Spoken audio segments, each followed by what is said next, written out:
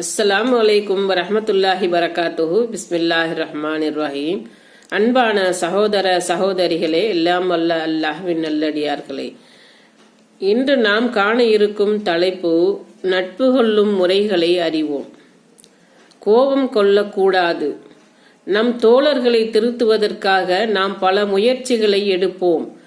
அவர்கள் தீமை செய்யும் போது எடுத்துச் சொல்லி தீமைக்கு தடைக்கல்லாக இருப்போம். அவனுடைய விருப்பத்திற்கு நாம் தடையாக இருப்பதினால் சில நேரங்களில் எடுத்தெறிந்து பேசிவிடுவான்.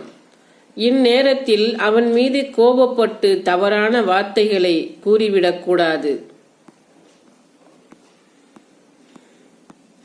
அல்லாஹ்வின் தூதர் ஸல்லல்லாஹு அலைஹி வஸல்லம் அவர்கள் கூறினார்கள், இஸ்ரவேலர்களில் இருவர் நண்பர்களாக இருந்தார்கள்.